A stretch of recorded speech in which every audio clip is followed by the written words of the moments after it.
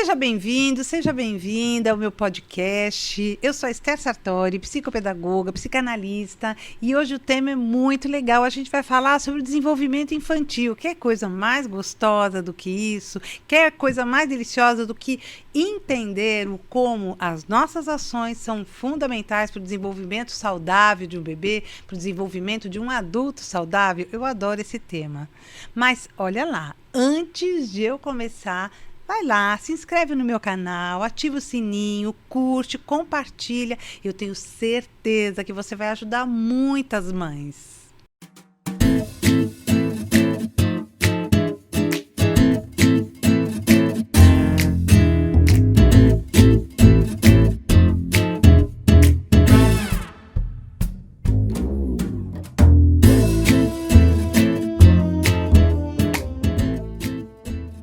O desenvolvimento infantil, ele é uma sequência de acontecimentos super importantes que fazem com que todo esse emaranhado de um bebê vá se constituindo, se transformando, se conectando. E isso é tão importante, gente. As nossas ações, elas são fundamentais para que todo esse desenvolvimento flua de forma saudável, tranquila e equilibrada.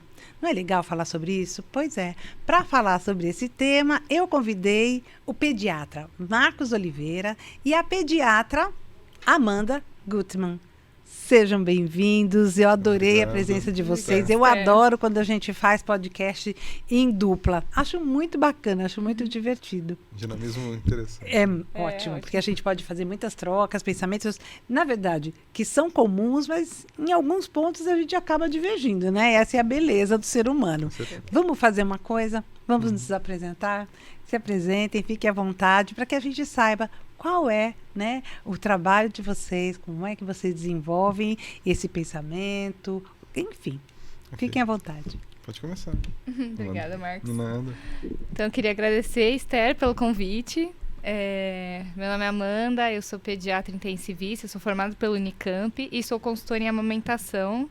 E eu tenho uma paixão pelo crescimento, desenvolvimento do bebê, desde a pré-concepção até a adolescência. Então, eu cada vez gosto mais de estudar sobre esse tema e eu fico feliz de poder compartilhar um pouquinho aqui. Ai, que delícia, venha Muito mesmo. Eu sou Marcos Felipe de Oliveira, eu sou médico pediatra e neonatologista. Eu fui formado pela Universidade Federal do Rio Grande do Sul, casado com Graziella, pai do Natan. E desde 2018 estou aqui em Indaiatuba. Minha esposa veio transferida para Indaiatuba por conta do trabalho dela. E hoje eu trabalho nos hospitais aqui da cidade, tanto o AOC quanto o Santa Inês. E trabalho nas UTIs neonatal da cidade. Muito legal. E esse tema é bacana porque o que a gente percebe, né? Que o bebê, ele aprende desde o instante em que ele está no útero. Isso eu acho muito, muito importante. O aprender é uma atividade natural da criança, não é? E quanto mais ela experiencia o mundo, quanto mais ela observa, quanto mais ela interage, somos seres interacionistas, viu? A gente está sempre interagindo um com o outro e a gente aprende muito com o outro, não é? Isso é uma coisa muito legal. E quanto mais a gente investe nessa criança, quanto mais a gente investe no afeto, no acolhimento, né, no aprendizado, melhor a gente garante esse desenvolvimento de um adulto saudável. Eu acho que essa é a nossa grande missão, né? Garantir esse desenvolvimento de um adulto saudável. Mas vamos começar do básico mesmo, para essas mães. Quando eu falo mães, veja, é que esse programa é preocupações de mãe. Eu não estou excluindo pais. Outro dia eu recebi uma crítica. Pai pode vir ver. Eu vou adorar, viu? Vou mesmo. Vamos começar do básico? Claro. O que é desenvolvimento infantil? Quando falamos sobre desenvolvimento, né, logo vem a ideia de que desenvolver é crescer, passar de ano, ter aprendizado motor. É muito mais completo do que isso, né? Eu vejo que desenvolvimento é a capacidade do ser humano em transformar o meio que ele vive. É essa a função de todos nós para criarmos essa experiência de vida e transformadora não só na família, mas também em toda a sociedade. Acho que desenvolver é muito mais do que crescer. É adquirir conhecimento, desenvolvimento biopsicossocial e transformar-se num adulto modificador do meio em que vive. Essa é a definição que eu acho mais adequada e ampla de um conceito básico e às vezes que se confunde, né, com crescer somente. Perfeito, Marcos. Eu concordo. Eu acho que modificar o ambiente faz parte, né, de um desenvolvimento adequado e você poder atuar. E o desenvolver, ele inclui também a aquisição de habilidades, né, que o bebezinho, ele tem, como você falou, Esther, desde o intraútero, né, que conforme o cérebro vai crescendo, vai criando essas sinapses, e aí ele sai para o mundo, ele precisa desenvolver habilidades motoras, de linguagem, cognitivas e outras como autonomia. Então, tudo isso faz parte de um desenvolvimento adequado. E tem um outro conceito que eu acho interessante, que quando você pega a palavra desenvolver, o ele pode também ser visto como negação, né, como um não. Então, um não envolvimento. Então, deixar que a criança haja por conta própria, né? Então, ela tenha a sua autonomia. Adoro essa palavra. Autonomia. Perfeito. Então, você não se envolver também faz parte do desenvolvimento da criança. Então, deixar que ela tome seu próprio rumo, o barco da vida, e ela vá ganhando espaço e adquirindo essas habilidades para que ela tenha autonomia no futuro. Gente, isso é muito interessante, né? Sempre que eu falo sobre isso, sobre a necessidade de você permitir autonomia, porque você tem que permitir, você tem que saber como conduzir a criança para ela se tornar uma criança autônoma. E por mais que as discussões que estão ali em torno da autonomia tenham avançado, tudo mais, a gente ainda percebe uma dificuldade que os pais têm em garantir essa autonomia. Então, gente, às vezes coisas tão simples. Olha, deixa eu arrumar a cama. Não vai arrumar direitinho? Não vai ficar bom? Não faz mal. Mas permita. Mostrar que a criança é capaz de tomar algumas atitudes é tão bacana. Tudo com limite, mas mostrar também, né, que o limite é fundamental, a frustração é fundamental, mas a autonomia faz com que a criança sinta-se capaz de. Uma criança que não consegue negociar, agradecer, tomar o rumo, né, da própria vida, que não consegue elaborar os seus próprios pensamentos, vai ter muita dificuldade em se tornar um adulto autônomo. Uhum. E a gente vê isso muito, né? Não vai desenvolver, né? Não vai virar um adulto, vai continuar como criança e não vai desenvolver essa habilidade.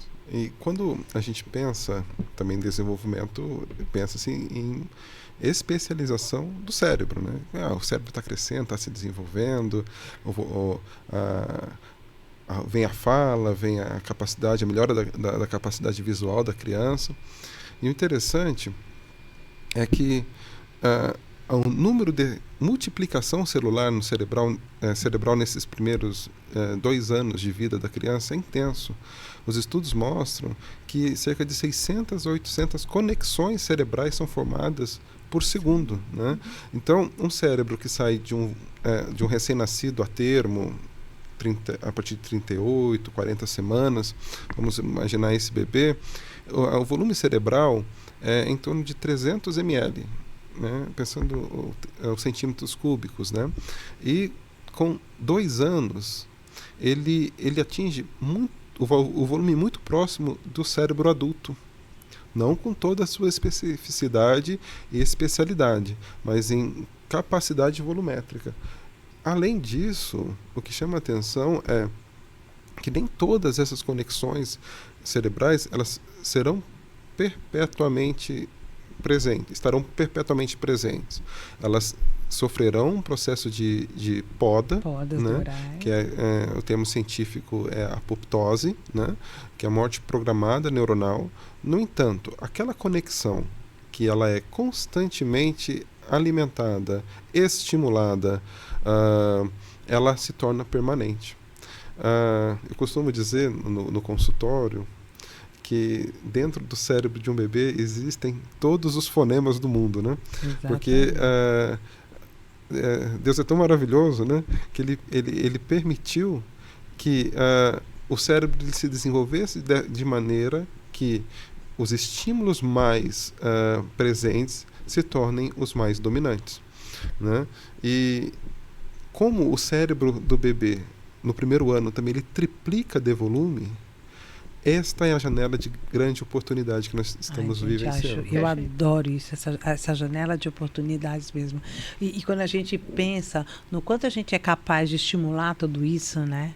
Quanto a gente é capaz de estimular porque eu vejo isso também, sabe, Marcos, quando eu penso em altas habilidades, não é? Porque às vezes as pessoas dizem assim, ele tem alta habilidade em tal campo. Beleza, ele pode ter, a criança pode ter, mas se você não estimular também, ela vai perdendo essa capacidade, não é? Então o cérebro, ele é uma máquina maravilhosa. E sabe que uma outra coisa que eu fico ali, né?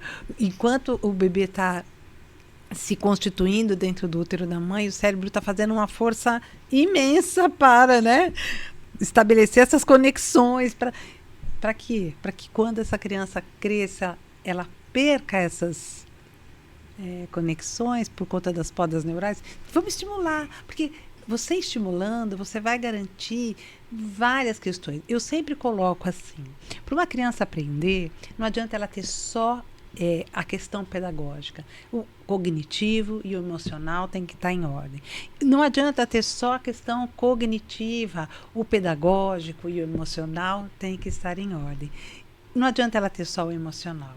O pedagógico e o cognitivo tem que estar em ordem. Então, não adianta você pegar o tempo todo e colocar na sua geladeira. Ai, que lindo, você fez isso, que maravilhoso, você é lindo, Mas se você não garantir os estímulos, sejam eles pedagógicos, sejam eles cognitivos, para que a criança permaneça com aqueles estímulos. Então, você poder trabalhar isso tudo de uma forma coletiva e integrada, porque daí a gente pensa o quanto é importante, né, a gente trabalhar com a perspectiva do todo, né, das questões integrais do indivíduo. Isso é muito legal, né? Você poder trabalhar a medicina em consonância com a pedagogia, em consonância com a psicanálise, em consonância com todos esses campos, é muito legal. E eu sei que vocês trabalham com essa perspectiva integrativa, não é? Sim.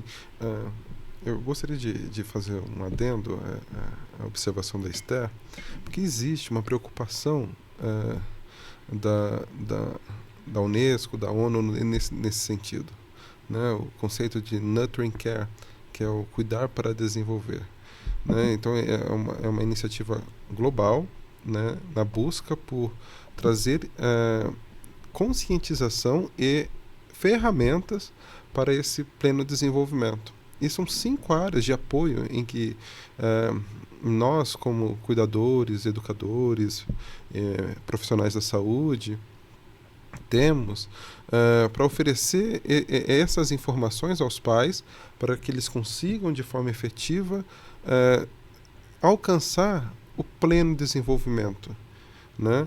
Que não existe uma fórmula matemática para isso, mas existem ferramentas que podem proporcionar que isso ocorra. E são básicas: educação adequada, cuidado responsivo, saúde. Além disso, nós temos também segurança, né?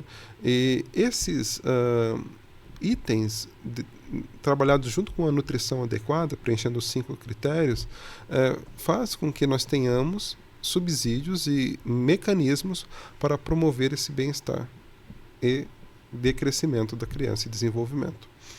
Eu acho que é um tema muito amplo e rico, porque nós temos um livro para ser escrito, né? A vida da criança é um livro, e os pais, inicialmente, né, principalmente nesses 2 anos, são os primeiros a encorajar essa perspectiva de desenvolvimento, né? Então, o ambiente é importante, a genética é importante, mas se não tiver o o estímulo adequado, não se desenvolve de forma adequada. Com certeza, gente. Isso é uma coisa que eu vejo isso muito na psicanálise, principalmente quando eu trabalho com saúde mental materna. A gente vê a necessidade dessa saúde mental materna durante todo o processo gestacional, posteriormente no puerpério, posteriormente, né? Porque a saúde mental materna, ela está ali, presente e necessária o tempo todo. E o quanto somos exemplos mesmo, né? Os pais são exemplos em todos os seus momentos. Então, aquilo que você consegue deixar como legado, e às vezes a gente pensa, né? Uma vez eu estava estudando um artigo que falava sobre o que era patrimônio e o que era matrimônio e o que era legado. Eu achei aquilo super interessante, né? Porque o texto ele era muito claro, ele falava assim: patrimônio não existe sem que haja um matrimônio. Por quê? Porque patrimônio é legado. E você deixa legado a quem? Né? Você deixa legado àqueles que estão com você. Então, o legado fica aos filhos, o legado fica às mães, o legado fica. Não é? Então, é impossível você pensar num patrimônio sem ter um matrimônio, um legado. Eu não estou dizendo que eu estou falando de um contexto romano, tá? Não estou dizendo que hoje todo mundo tem que sair casando, cada um está livre para fazer o que quiser. Mas assim, eu achei legal a gente pensar nessa questão do legado. Nós somos exemplos, sejamos mãe solo ou não, mas nós somos exemplos, né? E essa relação, ela é super importante como exemplo. E aí se deixa uma coisa bem clara, né, Marcos? O desenvolvimento do bebê, ele não depende só das questões biológicas, né? Não depende. Ele é um contexto muito maior, ele é um contexto muito mais amplo. Inclusive, se a gente considerar, você falou 5 fatores, né, que interferem no desenvolvimento da criança. Se a gente for pegar especificamente cada um, dá tanta coisa, é tão amplo, né? Por exemplo, a nutrição da mãe, o quanto isso interfere na gestação, no desenvolvimento da criança. A gente sabe que mães que não suplementam com ácido fólico no início da gestação têm um risco maior de ter malformações cerebrais no bebê. Então, a gente sabe que ele pode ter uma alteração na formação da linha média e ele pode nascer com problemas de não fusão do cérebro e quadros graves, então... Não fusão do cérebro. É a moleira? Não. A moleira é o normal. Não ter o fechamento, porque durante a embriogênese... Tá, eu não sou uma conhecedora completa. Eu pensei que essa não fusão do cérebro que era quando a moleira ainda não havia fechado. Não, isso é o normal do bebê. Isso é o normal do bebê. Então tá bom, gente. Desculpa, dei fora. Imagina. Imagina. O que eu falo que pode dar de malformação é... O tubo neural, que é uma parte da coluna e do cérebro do bebê, quando é formado bem no comecinho do embrião, ele precisa se fundir, como se fosse um caninho, assim, por onde vão passar os neurônios. Se você não tem uma suplementação adequada, tem um fator de risco para não fundir direito. E aí o cérebro, ele pode ter alguns problemas e pode ter um problema na coluna, por exemplo, como mielomeningocele, e aí evolui até com problemas de paralisia motora, depois que o bebê nasce, ou algum problema cerebral, como anencefalia, ou holoprosencefalia, outros quadros neurais bem graves. Então, isso só contando com uma suplementação que é já indicado mundialmente, inclusive pela Sociedade Brasileira de Pediatria e pela Febrasgo. Então... Isso é só uma coisinha que interfere, simples, né? Por exemplo, anemia, né? A gente preocupa na suplementação. 43% das crianças hoje têm deficiência de ferro. E isso tem um impacto muito grande na inteligência, por exemplo. Com certeza. Né? Então, existe uma preocupação desde o início, além do período gestacional, porque a fase em que o bebê tira o ferro da mãe para formar seu estoque de ferro é no último trimestre de gestação. Alguns bebês nascem prematuros, e eu vejo que a incidência, o índice de anemia é muito maior nesses bebês por conta do estoque incompleto. Então, existe uma preocupação da Sociedade Brasileira de Pediatria em suplementar com ferro, por exemplo, mais precocemente nos prematuros, mas de forma mais ativa, conforme a sua necessidade nas crianças maiores, nos recém-nascidos a termos, né? Para que isso diminua o risco do pleno desenvolvimento. Né? Uma outra dado interessante, e saiu numa das circulares da Sociedade Paulista de Pediatria em 2021, é a suplementação com o ômega 3, que é o ácido desoxihexaenoico.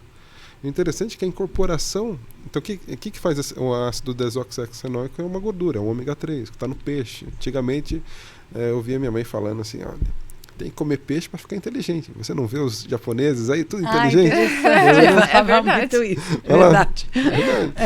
Então, eu tô precisando comer mais, eu acho. Mas era interessante isso, a gente ouvia muito. Come peixe, que peixe deixa você inteligente.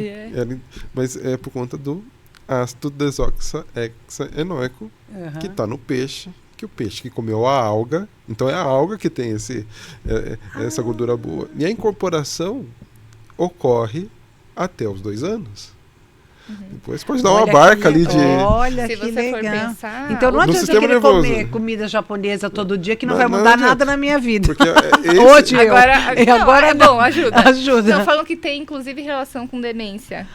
Então pode ser que melhore então no futuro, entendeu? Olha, gente, eu tô perto. Tem tá dia, nada, que tem isso? dia que eu falo assim, ai, Senhor, como o ano passa. Tá, então, a suplementação materna durante a amamentação é um dos pilares para o desenvolvimento pleno. E né? gestação e também, na gestação também. Você sabe que o podcast passado que eu fiz com a Bianca, que ela falou exatamente sobre...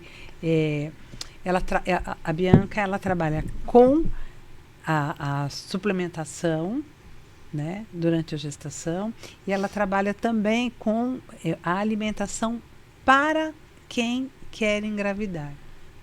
Ela tem um projeto muito legal e ela falou exatamente sobre isso, a importância dessa suplementação. Eu achei isso bem complementar, gente. Olha, se eu fosse vocês, eu já pegava aquele caderninho de notas e já colocava ali, ó, o que eu preciso suplementar durante a gestação, porque Ótimo, é isso perfeito. aí. Faz sentido, porque as sinapses, né, que a gente fala, que são essas conexões cerebrais que o bebê vai fazendo no desenvolvimento, elas são formadas por gordura, né, que é a mielina, a mielinização da fibra. Então, a suplementação e uma nutrição adequada fazem completa diferença nessa formação neuronal. Gente, que 80% legal. 80% do cérebro humano é gordura. Agora eu já sei por que eu subo na balança. E eu sou... Descobri. Não, interessante isso. Eu não tinha... Para mim, era água. Não, é gordura. Olha que interessante. Porque eu aprendi, né, no ensino médio, quando eu fiz, que a maior parte do cérebro era composta por água. Hoje eu vejo que ela é composta por gordura. E o interessante é que a especialização neuronal, ela não corre de maneira uniforme em todo o cérebro. Né? A primeira coisa que os pais me informam, além de ficar sustentando a cabeça no primeiro mês ali, tá melhor, até o 3º mês, eu vejo a visão. Eles começam a falar, não, tá chegando agora, ele me olha, ele me procura. E é justamente isso. Existe uma cadeira lá, existe um núcleo de apoio ao desenvolvimento da criança, que é uma ONG em São Paulo. Muito material bom está lá nesse site dele, que é o NCPI. Tá? Vale a pena, fala de desenvolvimento, de ações afirmativas, a importância do terceiro setor na promoção do desenvolvimento da criança e do adolescente aqui no Brasil. E mostra nos papers de Harvard, que tem um núcleo de apoio para o crescimento e desenvolvimento da criança, e ele mostra um gráfico interessante que o pico do desenvolvimento da visão e da audição é no 3º mês de vida. O pico da linguagem, da especialização neuronal para a linguagem é no 6º mês de vida. Olha que interessante. E o pico para o desenvolvimento das funções cognitivas superiores não é lá no pré-vestibular, lá fazendo o cursinho aí, é ali entre 1 e 2 anos. Por isso os 1.100 dias, né, que é os 2 primeiros anos, o período pré-nascimento, né, ele é extremamente importante justamente para que nós estejamos atentos que essa janela de oportunidades ela se abre um pouco antes do nascimento e ela se fecha. E existe uma fórmula matemática estruturada para que nós ofertemos o pleno desenvolvimento aos nossos filhos. Não tem. A literatura fala que só tem 3 coisas que a gente pode fazer: ler, brincar e jogar. Não tem outra coisa. Se o que é uma receita de bolo aí, é ler, brincar e jogar. Não Mas tem. é isso mesmo, né? Porque é o que toda criança precisa, é o básico. Sim. Não é? Se a criança brincar com a criança, dar esse espaço para a criança brincar, contar histórias para a criança, que é uma coisa super legal. Permitir que a criança leia, não é? Seja lá... Você ler para ela, ou né? ler para ela, mostrar a figura, isso que eu ia falar, mostrar a figura, permitir que ela construa, porque a criança já consegue construir a própria historinha pelo que ela vê. Não é? E a gente percebe isso quando você pede o que você está vendo aqui, e ela já constrói a história, ou ela faz a sequência do que vem primeiro, segundo e terceiro. E eu acho isso maravilhoso, gente. Eu acho demais quando você cria essa possibilidade, não é? Da criança começar a construir a própria história. Esse Centro de Desenvolvimento de Harvard, eles têm uma fala muito interessante também, de que eles comparam o desenvolvimento da criança com a construção de uma casa, né? Que você começa pela fundação, então você precisa trabalhar bem a fundação para que a casa não caia, né? Então é esse período da infância, que é o comecinho, que é tão importante para a gente desenvolver, e justamente para construir tudo o que falta para que ela tenha tudo amplo para que possa desenvolver e conseguir sobreviver, né, numa casa com toda a estrutura, paredes, janelas, né? Então, o professor José Martins Filho fala bastante sobre isso, né? Eu gosto muito das palestras que ele faz, falando sobre essa relação do o solo que a criança... Não. A infância é o solo que o adulto vai pisar.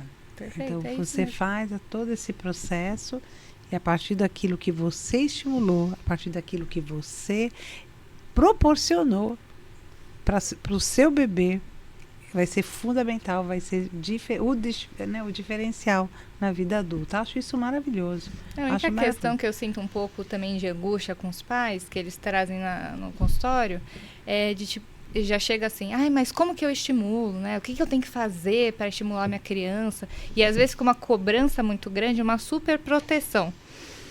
Então, de não deixar que a criança também tenha aquela autonomia que a gente estava falando no começo, né? De brincar, de querer colocar a criança em múltiplas atividades e forçar algo. Não, porque vai entrar no Kumon, vai entrar no balé, no jiu-jitsu, e coloca muita cobrança, muita atividade, e a criança não brinca. É o que ele está falando. Ela deixa de ser criança. Então, isso é muito importante, passar essa leveza para os pais, de que a criança ela precisa de um tempo livre, longe de telas, né, para que ela possa trabalhar a criatividade. O ócio criativo, que às vezes a gente fala tanto, o ócio criativo, você se permitir.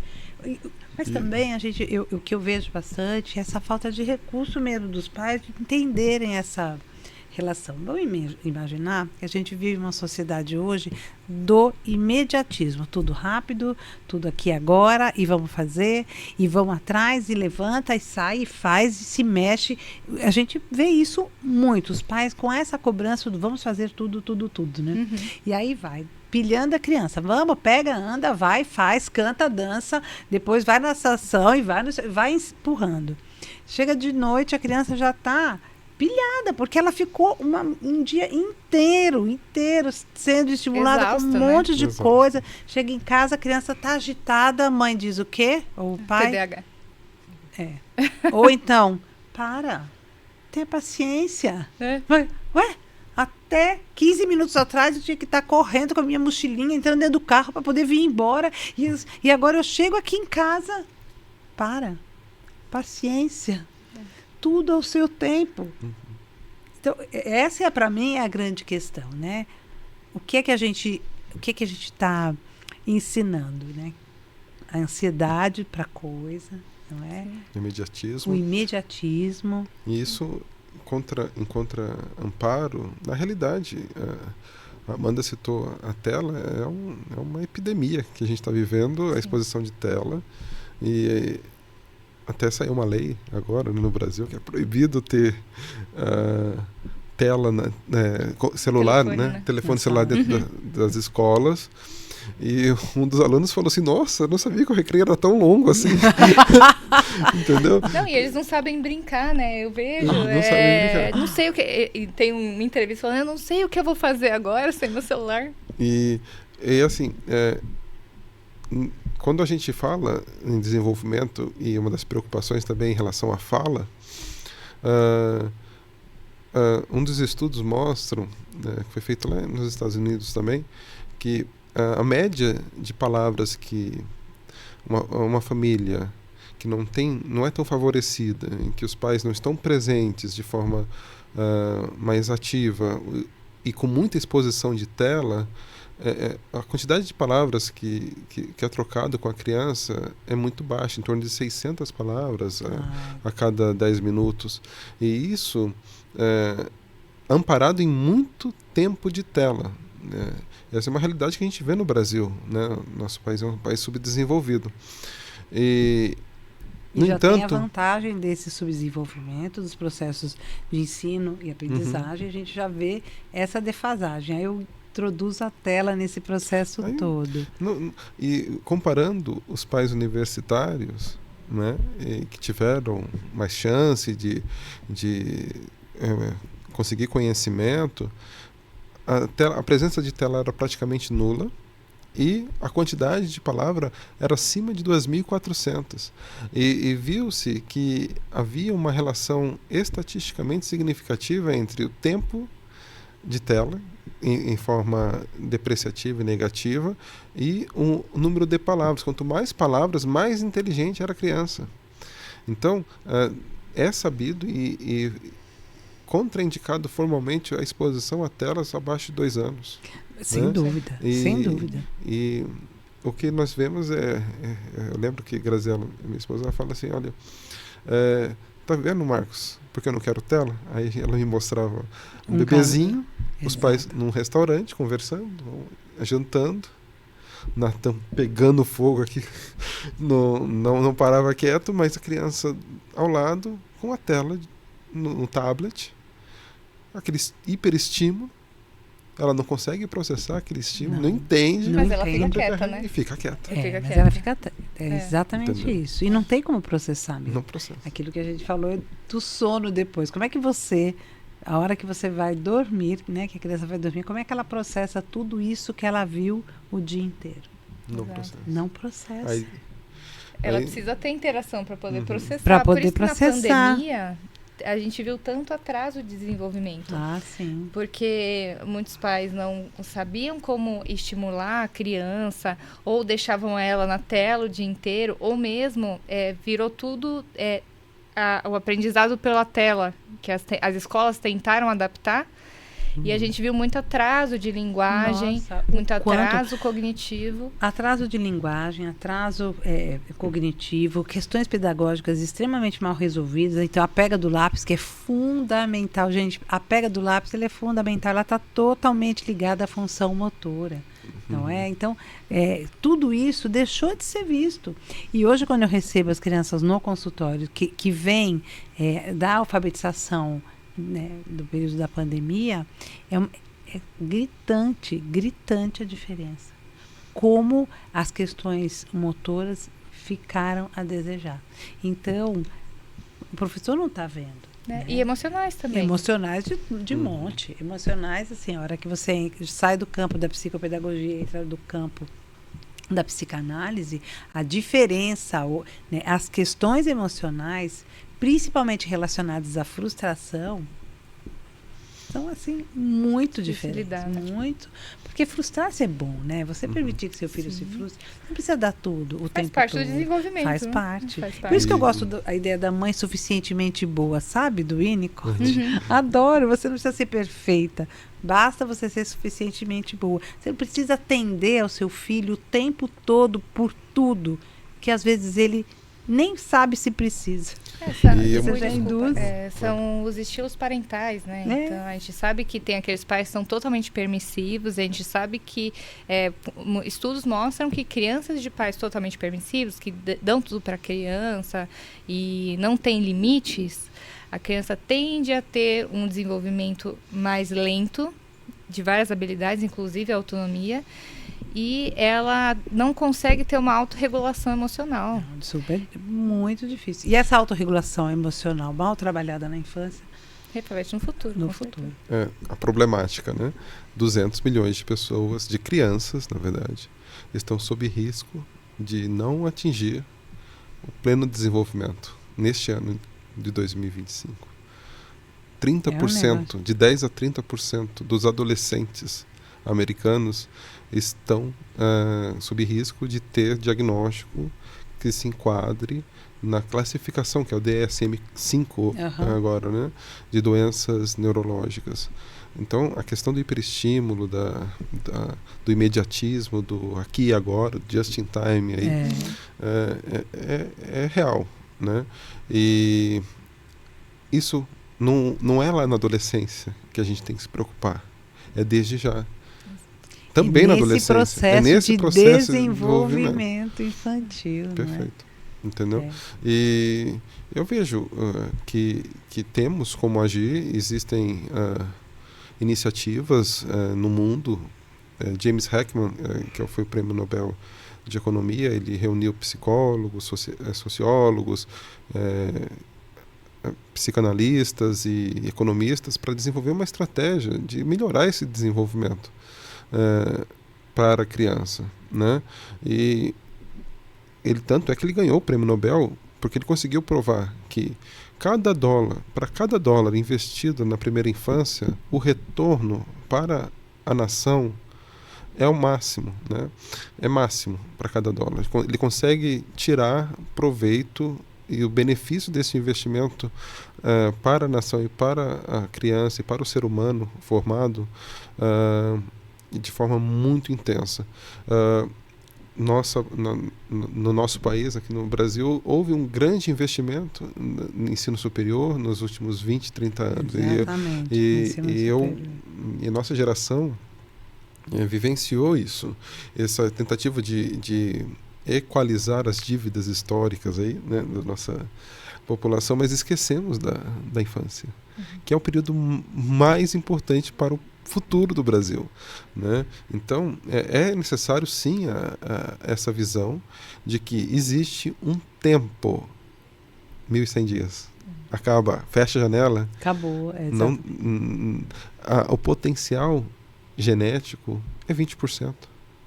É 20%. 80% é o estímulo. É o ambiente e as experiências nesse ambiente, desses estímulos. Que inclusive influencia a própria genética. Isso, então, o ambiente influencia a forma como a expressão do seu DNA acontece. Então, inclusive tem o estresse tóxico, né, que a gente fala. Você vai falar? Não, pode falar sobre o estresse tóxico. Porque a gente vê que existem fatores que podem levar a uma alteração em como a pessoa vai agir no ambiente. Um estresse normal, que a gente considera saudável, situações em que a pessoa é submetida a algum tipo de estresse, mas que não vai fazer mal a ela. O estresse tóxico é aquilo que realmente pode levar a uma alteração neuronal e prejudicar a longo prazo, como, por exemplo, privação de sono, privação de alimentação, Outros como, por exemplo, Violência, né? violência doméstica, né? Violência... E eu vou puxar um pouquinho antes dessa privação, esse estresse tóxico. Quando você deixa o seu bebê dormindo ali, dorme lá sozinho, pode deixar chorando no berço, ele vai dormir. Todo esse momento em que essa criança está ali, no quarto, fechada, chorando para dormir, o estresse tóxico está ali. Tem um... Pegar no colo ou deixa chorar? Pega no colo e deixa chorar, né? Mas eu sou do pegar no colo. Mas o colo não vicia? Essa Vicia. pergunta... Ai, que delícia. Fiquei viciadérrima no colo com meus filhos. Amei. Muito delícia. Eu que fiquei viciada. Não, é claro que o bebê vai chorar um pouco, né? Assim, essa é a questão também. Porque senão, às vezes, as mães acham que, nossa, meu bebê não pode chorar de jeito nenhum. Não, claro, calma lá. Mas é deixá-lo abandonado, chorando. Isso, é o abandono. É o abandono. Isso gera um estresse tóxico, né? Porque se você pegar um nenezinho, deixar ele ali no quarto fechado, quietinho, só dê comida, a cegueira vem. Sim. E a foi cegueira feito, chega. É interessante isso, porque filhos de mães que sofrem o blues puerperal, né, a depressão pós-parto, tem-se visto que o bebê, inicialmente, ele busca intensamente a atenção da mãe. Chora mais, né? Chora mais, mas depois ele não tem a resposta afetiva, porque o ser humano é o único ser vivo deste planeta que depende de contato e interação para se desenvolver. Aí ele não tem isso, ele modula a resposta dele evitativa à resposta evitativa da mãe, e ele se torna um bebê sob risco por conta disso, porque ele deixa de mamar, ele deixa de buscar atenção. E se essa situação permanece, não tivermos uma intervenção que modifique esse comportamento, o bebê está sob risco tanto quanto a mãe. Exato. Né? Então, o estresse tolerável, né, que é o da fome, da sede, é do xixi, do cocô, isso não modifica a expressão e a multiplicação neuronal. Agora, aquele estresse permanente, invasivo, constante, ele aumenta os níveis de adrenalina, o cérebro ele deixa de formar novas conexões, e as conexões cerebrais formadas, elas se tornam menos expressivas. E é esperado. Isso, eu vejo isso em crianças que muitas vezes por motivo de doença tem que internar, vai para UTI, precisa fazer procedimentos, e quando retorno para o consultório, os pais falam assim: doutor, ele tinha deixado de fazer xixi na cama e voltou a fazer. Ele só quer colo, ele voltou a engatinhar e deixou de caminhar e começou a... Por quê? Porque houve uma necessidade dessa criança se readaptar a um ambiente menos estressor. No entanto, se essa criança ela consegue ter um ambiente acolhedor, ambiente estimulador, ela consegue contornar esse período crítico e se desenvolver de forma efetiva. Isso foi visto na guerra do Kosovo, em que possivelmente estamos vendo essa guerra da Ucrânia também a mesma situação, porque é uma geração que está sendo perdida ali, de jovens, de homens, as famílias separadas, destruídas, as crianças estão vivendo esse momento. E se não tivermos essa visão também com as crianças no Brasil, vítimas de violência... Essa é a nossa violência. Essa é a nossa violência. Essa é a nossa violência. Esse abandono, ele existe. Porque às vezes as pessoas dizem, não, mas graças a Deus aqui no Brasil não tem guerra. Tem. Nossa, não é a nossa guerra, né? Nós temos as nossas guerras diárias. 60 mil por ano. Então. Inclusive, às vezes é tão mais fatal do que... Pois é. Entre estados, né? Entre nações. Aqui dentro... Eu ouvi essa semana, mas quase que como uma comemoração, que diminuiu o número de meninas entre 10 e 16 anos que engravidam. Como fosse quase que uma comemoração. Gente, diminuiu o número de meninas que engravidam entre 10... Falei, gente... Isso Continua sendo uma é vergonha. uma vergonha pro Brasil. Continua, porque é muito Continua alto, sendo né, uma ainda vergonha. o número. Uma Sim. criança de 10 anos engravidar, mas que mundo é esse? Acha normal uma violência, né? Pois é, No corpo achar que tá em normal essa formação. Exato. Não é? Então, às vezes, a gente... E tudo isso, e aí a gente volta para o que é esse bebê, né? Sim. O que é esse bebê essa importância. pertencente a essa gestação, a essa, né, realidade? Porque, como a gente falou, o bebê vai aprender tudo no útero. Ele começa ali. Os né? sentimentos começam Os ali. sentimentos começam ali. O coração da mamãe batendo. O coração a da voz mãe do papai batendo. ali. Exato. Ele reconhece. O que ele É. come, o que a mãe come, né? Uhum. O que a mãe come, o que a mãe ouve. E esse período de gestação, ele continua depois. Opa, isso, É. vamos entrar nele. Amei. Porque é interessante a gente pensar que é isso, né? O ser humano é o único que mantém a necessidade desse período posterior à gestação posterior. fora do útero. Aquele mais vulnerável e dependente. E da mãe. mais vulnerável. E na psicanálise a gente vê muito isso, né? Ele ainda é aquela extensão da Materno. mãe. Né? Né? Existem algumas teorias, né, que falam que esse período dura até 3 meses, né? Uhum. Outros falam até 9 meses, os 9 meses de vida, mas está relacionado sim a essa maior dependência, né? É o choro, né? Mas ele está chorando, por que está chorando? Não sei. É a linguagem dele. Você já tem que começar a pegar o dicionário da linguagem do choro do bebê, porque é isso. E é não incrível que Tem. olha, eu tenho meu filho tem 3 anos agora, eu nunca entendi o choro dele, mas Graziella, Amanda, agora com a Yara, com certeza entende, ó, isso aí é fome, isso aí é mãe. Às vezes Olha a gente só. consegue identificar, às vezes não, Não? também não. Não, às Mas vezes olha, olha, tô vamos lutando. imaginar que um choro de dor, você identifica, Identifica. você sabe Sabe, que é é verdade. fome, de dor, sim. de fome. Sim. sono, E assim, no meu caso, né, que era muita criança chorando ao mesmo tempo, eu conseguia saber, esse é o choro do Pedro.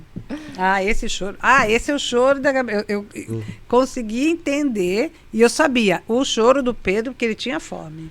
Olha só. Esse é o choro da Gabriela, mas esse choro aqui é de sono. Choro de sono? Mas quem que não vê choro de sono? Fica coçando o olho. Mas demora um tempo, né? Até a gente conseguir entender o que é cada tipo de Sim. choro. Ou então você já vai ensinando mesmo para criança. Você tá chorando de fome, né? A criança, então quando eu tô com fome, esse é o choro que eu tenho que fazer. Já É entendo. a primeira linguagem. É a linguagem. A primeira linguagem, Isso é uma codificada. coisa interessante. É, que já- você conversar com a criança. É. Muitas mães, às vezes você conversa com ela e fala, e você tá conversando com ela? Você canta pra ela, você brinca com ela? Às vezes não, às vezes fica no mudo, da hora que acorda até a hora que dorme. Você fala, gente, e aí não tem essa interação? Exato. Como é importante nesse momento de esterogestação, Uhum. que é a Exato. teoria que você estava falando, esses primeiros 3 meses, que a criança é totalmente dependente de você, de ter essa interação e o vínculo é muito importante, né? O aconchego, o acolhimento. Então, quanto mais próximo da mãe, mais no colo, mais ela se sente segura. O toque, né? O Sim. pele a pele, o uso do sling, Eu né? acho E a ótimo. amamentação, né? Mas quanto eu tenho que dar de mamar? Essa é uma pergunta também, né? É quanto você quiser e o bebê quiser, não tem Livre livre hoje é demanda. livre demanda, né? Entendeu? Eu praticava livre demanda porque eu não tinha muita opção. Mas assim, Com 2 também. Com 3 não- era um 3. ciclo. livre demanda. Olha, já nem sei quem, assim, né? Porque Quem era? Tá mamando quem é agora? que tá, quem vem? Quem vem nesse momento, né? Falou que você dava ao mesmo tempo, né? Eu amamentava ao mesmo tempo. É, Ao mesmo tempo, porque ótimo. não tinha jeito, imagina. Mas o caso do cantar, do ouvir, como a gente é capaz. Mas se vocês soubessem o quanto vocês são capazes de estabelecer vínculos desde a gestação, é uma coisa tão interessante você imaginar que quando você canta, aquilo que você está cantando, o seu bebê já consegue criar uma memória dessa música. E eu não estou brincando, eu estou falando muito sério sobre isso, porque eu cantava, eu já falei isso num outro podcast, mas eu vou falar isso aqui de novo. Eu cantava para os meus filhos. E quando eles nasceram, teve uma noite que eles estavam insuportáveis. Eles não paravam de chorar. Eu já não sabia mais o que fazer. Gente, eu cantei aquela música, mas foi uma coisa impressionante. É. Porque eu comecei a cantar, Uma das minhas filhas faleceu, então eu fiquei só com o casal. Uhum. Mas os dois já olharam para mim assim. Abriu o olhinho. Aquele som, aquele timbre, aquela. Entendi. Não, nem acho que seja a letra, mas era o timbre, o som, a voz, o tom. E tem Acabou o choro. Eu falei, não tô crendo, vou cantar mais. Vou cantar até dormir. E eu fui. Eu fiz isso com a minha bebê também, funcionou. Funciona, gente. Não funciona sempre, mas em alguns momentos dá porque certo. receita de bolo é para bolo. É isso que a gente tem que pensar. O interessante da musicalidade, né? Ela está presente na humanidade desde sempre, né? E existe, assim, evidências de que as ondas musicais sonoras, dependendo do ritmo, do tom, ela entra em consonância com as ondas cerebrais, porque tudo é eletricidade Exatamente, e onda. onda. E tem, assim, a música clássica, ela tem essa capacidade. Foi feito um estudo, né, em 2 grupos homogêneos de estudantes, né? Um estudava só com a melodia sem vamos dizer assim, a letra, né? Só a melodia da música clássica, e o outro estudava sem música, sem estímulo, e o desempenho desses alunos, que eram homogêneos, aumentou nesse grupo em que estava sob a música clássica. Então, olha que bom que eu ouvi Vivaldi quando eu estava pensando vestibular, né? Isso é real. Então, se tu quiseres ali fazer com que haja uma sobreposição das ondas e fisicamente isso, principalmente na região do hipocampo, ali do hipotálamo, em que a expressão e o sentimento da musicalidade está presente, potencializa o desempenho cerebral. Mas precisa ser música clássica? Não, pode ser o mamanhês aí, o papanhês aí, que é a música que as cantigas de niná que a gente tanto tem aí de geração em geração, né? De geração, é geracional. Mas a música mesmo. clássica realmente eu vejo que faz diferença, assim, para acalmar o bebê. E tá, né? Então, aí a gente volta, né? Se essa esterogestação, ou seja, como colocou a Amanda, essa continuidade, né, do processo gestacional fora do corpo, é isso? Posso explicar? Isso. Posso isso explicar dessa esse forma? É o conceito. Sim. Tá? Preciso. Porque assim é bom a gente Porque deixar, é éstero, né? Fora Isso. da gestação, mas que ele ainda depende muito da mãe. É como se ele ainda estivesse dentro do útero, só que ele tem estímulos externos. Então, que ele precisa aprender a lidar. Então, o Marcos falou do sling, né? Que é uma forma de você manter o bebê em contato com a mãe enquanto ele está dormindo. Alguns bebês, eles têm uma certa dificuldade para ficar no sling. E tem várias formas de você colocar sling. Quando você vê em carregadores de pano, que tem vários tipos. Então, você procurar lá no YouTube, você vai ver que tem várias formas, inclusive, de você enrolar. O sling é um pano que você põe, coloca o bebê, que é usado em muitas tribos africanas, e eles trouxeram pro Ocidente, e ajuda realmente a manter o contato da mãe, e ela pode ficar com as mãos livres. Isso ajuda bastante para você fazer as tarefas do dia a dia, enquanto o bebê ficar junto com você. Eu usei com os dois. E ao mesmo tempo? Eu pus. Só que eu punha um nas costas, outro aqui. Só que eu achava que sempre alguém ficava injustiçado. Que tava na frente. Verdade. Olha a neurose de mãe. Eu tenho. Eu punha um na frente. Quero ver depois. Né? E o outro atrás. E daí no outro dia, eu ficava falando, você já foi na frente ontem, então hoje você vai atrás e o outro ia na frente. Revezando. Revezando. E você sabe que até hoje, quando eu tenho alguém grávido, que tem um neném, eu falo, e os seus bebês? Só é um. É verdade. Para você não é o comum. Não é o comum. Para mim é tudo no mínimo dois. Plural. Tem várias coisas que, além do sling, também tem o ofurô. Não sei se você já viu. Não. Você põe o bebê é como se fosse um balde mesmo. A única coisa, você tem que tomar cuidado, mas segura ele numa água quentinha para simular mais ou menos o que é aquele útero e muitos E o acalmam. movimento também, né? Da água. Por isso que nenê gosta de ser embalado, gente. Sabe por que nenê gosta de ser embalado? Porque é o movimento que você já Movimento. fazia quando você andava. Ruído branco. Ruído branco. Então, essas coisas são importantes a gente pensar, não é? Nenê gosta de ser embalado. Você andava, ele estava ali, ó, embalando. Porque tem um estudo que eu vi falando o tanto que o bebê chorava quando a pessoa sentava. Né? Já viu essa? Não sei vi. se. Depois eu mando para vocês coitadinho. embaixo do podcast, né, na parte de baixo, eu coloco isso tudo. Põe assim, gente, vai ter ali, ó. Vai ter Vai embaixo, ter um no comentário. comentáriozinho sobre essa história. Eu achei que muito fantástico, porque eles fizeram um estudo para ver o tanto que o bebê chorava quando a mãe levantava e quando ela sentava. E eles viram que o caminhar da mãe no colo diminuía a quantidade de choro. E quando sentava, chora. Ai, Isso que aconteceu comigo infinitas vezes. Com você também? Olha que legal. Comigo, eu tava de plantão. Mas quando pegava, né?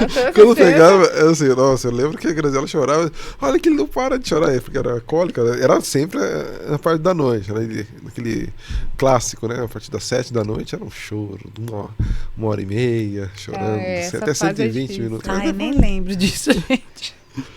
Os dois já choravam sem parar. Mas é sofrido. Sofrido. Né? Vamos falar. Neguinho chorava. Chorava. Tá bem. Mas tudo bem, gente. Sabe por quê? Tudo isso depois vira memória. É uma eu fase, gosto muito fase. disso, fase, e vira memória. Eu adoro esses campos da memória. Eu gosto mesmo de lembrar. Eu acho super legal a gente poder falar, inclusive, daquilo que não foi tão confortável assim, ué. E não foi mesmo. Uhum. E tudo certo. Na boa falar, né? Não foi confortável mesmo, bora.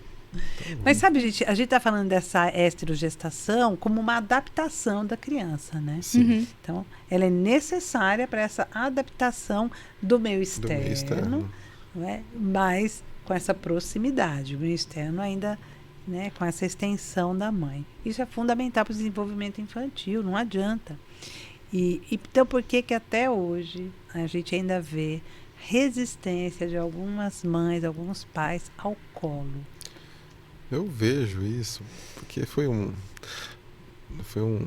teoria aí francesa aí que deixa o bebê chorar, o colo vicia, o bebê vai ficar muito mimado. Isso são inverdades, não tem nenhuma evidência que comprove Gente, isso. como é gente. que um bebê pode ser tão sacana a ponto de te manipular desse Dessa jeito, né? Um forma. bebê acabou de nascer, já está te manipulando com o choro. Poxa, É muito, né? é muito. Então, hoje, como eu já tinha dito, o ser humano ele precisa do contato.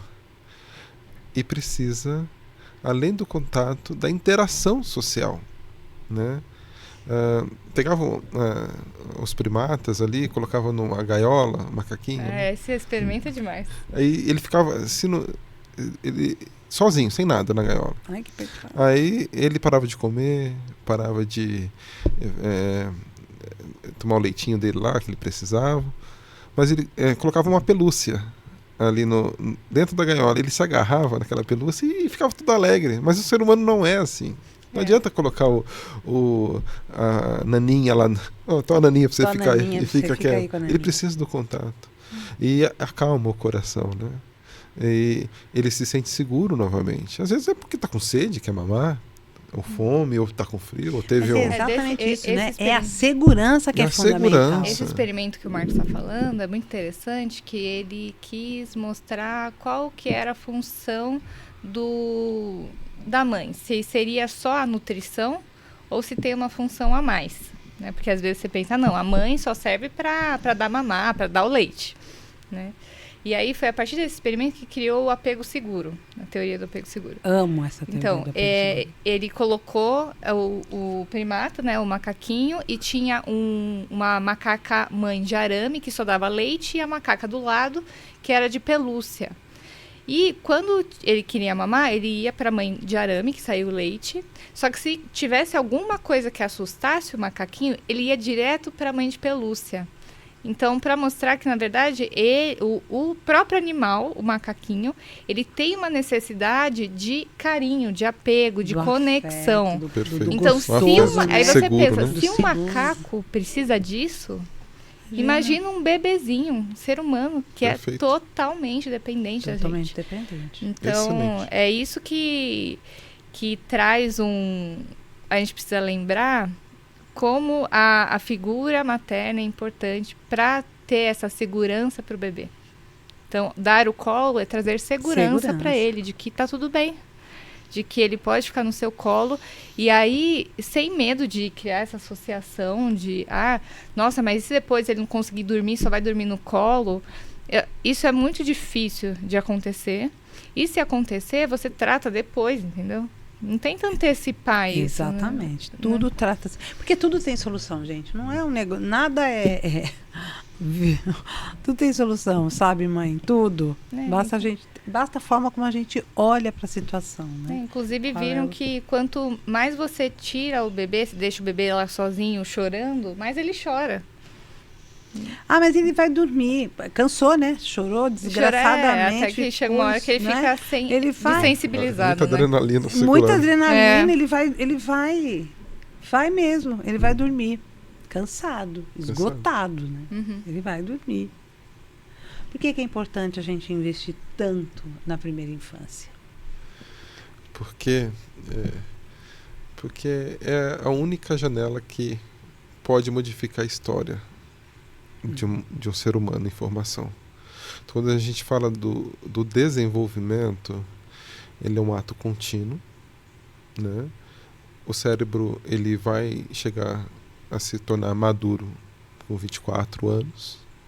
Aos 2 anos, 90% deste cérebro já foi formado, mas sem muita especificidade.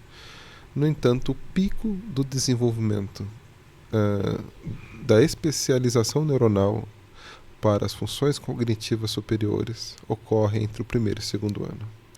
Então, investir nesta fase de vida é transformar futuro, é mudar realidade. Então, não adianta a gente falar em desenvolvimento sem o cuidado da primeira infância. Não existe falar em desenvolvimento sem investimento na primeira infância. E esse investimento está atrelado, sim, a 5 pilares: nutrição, saúde, cuidado responsivo, segurança e aprendizado, né? Então são 5 vertentes, são 5 apoio, uma pêntate de ação em que a expressão genética, que somente é 20% responsável por esse desenvolvimento, e 80% o ambiente, a experiência, vai fazer com que essa criança, que tem um potencial imenso, ele vai se desenvolver. Da mesma forma que a criança que é submetida a ambiente estressor, sem o cuidado adequado, sem o adulto acolhedor, os genes para determinadas doenças, como por exemplo a depressão, transtornos metabólicos, como a obesidade, podem se expressar. Então, vocês podem modificar a expressão do gene mudando ou não o ambiente. Né? Então, são 2 anos. Eu acho importante isso ficar na mente de vocês. Não existe outra maneira senão cuidarmos desse período tão importante de vida da criança. A plasticidade toda, né? Uhum. Que tem ali, essa plasticidade que fica mais responsiva mesmo nesse período. Então, a criança vai aprender, né? Ela vai modulando esse aprendizado. Eu acho isso maravilhoso. Eu acho que eu acho que isso é de uma responsabilidade absurda, né? E hoje, não é, Marcos, né, Amanda? A gente tem essa consciência, a gente vê isso, a gente estuda isso é falado o tempo todo, não é? Poxa, é uma dedicação de 2 anos para uma garantia pro resto da vida, resto né? da vida. Sim. É uma Isso coisa mesmo. tão importante da gente pensar dessa forma. E a própria ciência mostra, a neurociência fala muito sobre essa janela de oportunidade. Mas a gente falou aqui, no início, Não dos 100, dos 1000 dias, mas os 1.100 dias. 1.100 dias. Que inclui a pré-concepção, né? Então. Antes do bebê, de ter a relação, né? O ato sexual e de ter a concepção do bebê. Então, como os pais podem se preparar antes da gestação para que venha a gestação e o bebê seja formado. O que inclui um acompanhamento nutricional, que a gente estava falando, né? Criar um vínculo já com o obstetra, ou inclusive até com o pediatra, pedir orientação, porque isso é uma coisa que eu vejo muito. A gente se prepara para muita coisa na vida, né? Mas não se prepara para ser pai, para ser mãe. E mesmo quando a gente engravida, que é uma coisa tão interessante, né? Você se preocupa com o berço, você se preocupa com o quarto, você se preocupa com, não é? Tantas outras coisas, com a casa, você se preocupa com a roupinha, com a maternidade, mas você não se preocupa de fato com o que é que... Eu não estou dizendo que você tem que ficar o tempo todo falando assim, ai, esse mês, ai, tá formando fígado, olha que legal. Não é isso, né? Não é essa... Nem precisa, né? Precisa, né? Porque aquilo está disso. acontecendo, você nem precisa... Que é a coisa mais maravilhosa da gestação. Aquilo vai se formando sem você precisar fazer nada. Apenas comer bem, estar bem com você mesma, né? O resto, aquilo vai indo ali. O corpo é uma máquina, vai naturalmente. Com 12 né? semanas já está pronto. Mas por que não entender? Por que Sim. não entender o que está acontecendo? Você não precisa saber a fundo o que está se formando naquele exato instante. Ai, que legal. Não, mas como é que eu posso estimular desde já? Não é? Acho isso uma coisa muito legal da gente imaginar. E porque depois, como você colocou, né, o cérebro vai estar formado a partir dos 25, 24 anos de idade. A personalidade. Né? A personalidade, etc. Córtex frontal. E aí eu quero que um bebê de 2, 3 anos de idade entenda que ele não pode chorar em determinado lugar. E aí você... Aí você gera um conflito, né? Aí você vai Mas o bebê não pode fazer tal coisa. Aqui não pode aqui, não pode ali. E com uma linguagem impositiva, né? Impositiva, que a criança não vai entender. Mas isso só acontece, eu acho, que porque os pais, eles não têm noção de como é o desenvolvimento da criança. É isso. Se eles soubessem que uma criança de 2 anos, ele não tem o córtex frontal, que é a parte de decisão ainda formada, não adianta ele falar desse jeito autoritário, né, e querer...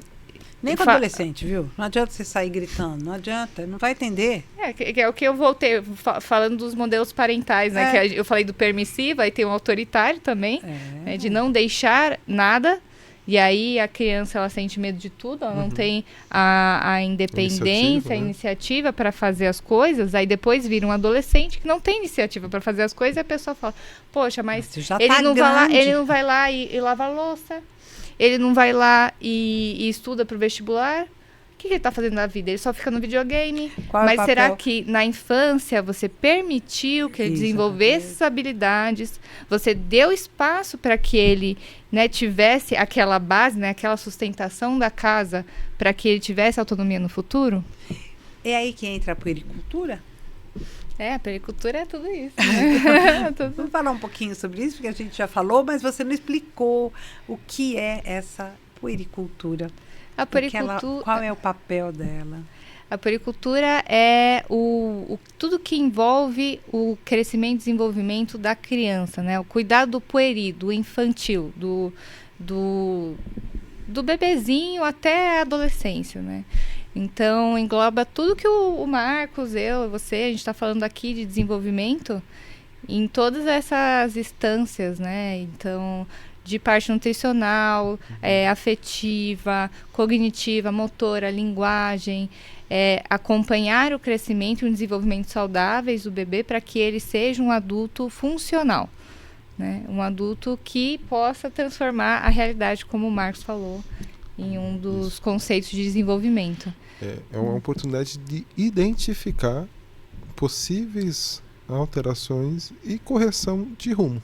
Isso. Identificando esses gatilhos, essas pontas soltas e dando o devido encaminhamento, orientando e buscando unir a nutrição, cuidado responsivo, a segurança, né, a saúde. Então não é um ato isolado. Na verdade, é um meio para que a promoção e a proteção da saúde ocorra, né? E hoje o que se vê cada vez mais é a falta de busca por esse tipo de trabalho, e eu vejo como um dos pilares para que esse desenvolvimento ocorra. Não adianta você ter o melhor tocador de violino, o melhor tocador de piano, se não tiver aquele quem possa organizar e orientar, né? Então, as peças elas serão utilizadas conforme a demanda. E essa demanda só vem através do conhecimento. Conhecer o ser humano, né? A puericultura ela é a forma que nós temos de trazer ciência, trazer luz e transformar essa realidade a partir da utilização dos profissionais adequados para isso. E através não só da puericultura, mas da orientação para os pais, mostrar que você está criando uma criança não só para o mercado de trabalho, né? Porque a nossa educação toda ela se baseia nisso, né? De doutrinar pessoas para que elas entrem no mercado de trabalho e elas se sustentem. Mas será que é isso que a gente quer para o nosso filho? É só isso que você quer para ele? Porque ele pode ser médico, pode ser engenheiro, pode ser, né, ter uma graduação, mas é isso que você quer para ele? Ou você quer formar um ser com valor, com moral, que entenda o que é o bom o bem, né, para o próximo, que saiba sair de situações de risco, saiba conversar, que tenha uma forma de comunicação, tenha independência. Então, eu acho que E na puericultura, uma puericultura bem feita, a gente trabalha tudo isso, né? Dá recursos para que os pais entendam como fazer o melhor desenvolvimento para a criança em todos esses aspectos do ser humano. A gente acha isso muito legal, porque quando a gente fica pensando, estão falando na minha cabeça assim, né? Qual é o adulto que você quer ter convivendo e vivendo com você? Lembrando que esse adulto está na sua casa hoje. É verdade. Né? Que adulto você quer, né? O que adolescente você quer ter com você, conviver com você, sabendo que esse adulto está hoje na sua casa. É ele que está ali, né? Eu gosto muito desse olhar. Gente, eu tô amando, mãe. Eu já não Acabou posso... já? Aqui, ó. Acabou. Já foi, olha isso. Tá bom.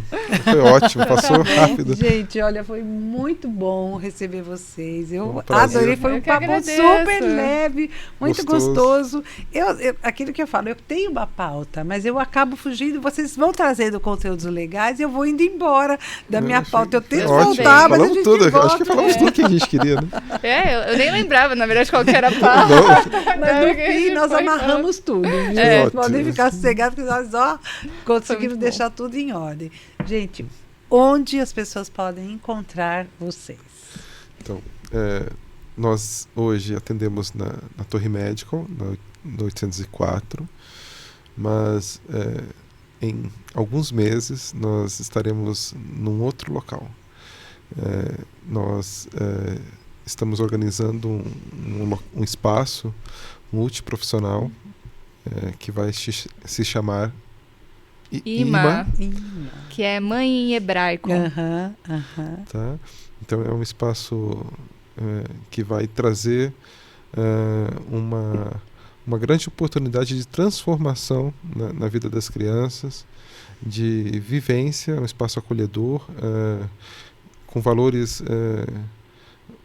de unificar todos os profissionais necessários para o crescimento saudável e o cuidado materno, infantil e fetal, né? Essa é a nossa meta, né? Biopsicossocial, né? Na verdade, vai ser essa nosso mote, nossa preocupação. E no Instagram? Marcos, com 2 Cs, US, Oliveira. Marcos Oliveira. Depois eu vou colocar a descrição aqui embaixo, tá? Pra vocês terem acesso. E a Amanda? Eu trabalho junto com o Marcos, vou fazer parte da IMA e estamos super empolgados, né, com essa nova conquista. E a gente quer trazer para famílias aqui em Indaiatuba, na região, e se Deus quiser, a gente puder expandir, né, para dar aquilo que a gente acredita ser uma saúde de excelência, tanto para as mães, para as famílias e para as crianças e bebês que estão em formação, justamente para a gente não perder essa oportunidade. Essa janela de oportunidade que a gente vê que faz diferença, né? No crescimento e desenvolvimento das crianças e da família toda. Então, e no Instagram? No Instagram é @pediatra.doutoramanda. Muito bom. Gente, eu tô aqui no canal Preocupações de Mãe, toda quarta-feira no ar, eu sei, é muito legal. Mas, tá com dúvida? Não gostou de alguma coisa? Quer um conteúdo diferente? Escreve aqui embaixo, deixa pra mim, eu vou fazer o possível para trazer esses conteúdos que vocês sugerirem.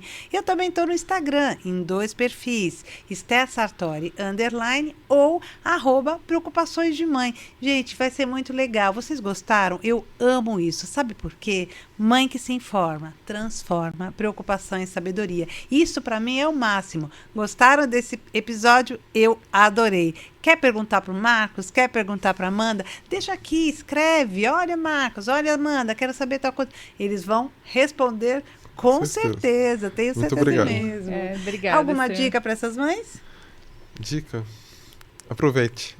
Passa rápido. 2 anos. Voa. É muito bom. Exato. Muito bom. Tem dica? Essa aí segue eu aí, achei já foi. Gente, muito obrigada. Toda quarta-feira, Preocupações de Mãe no ar. Vem ver.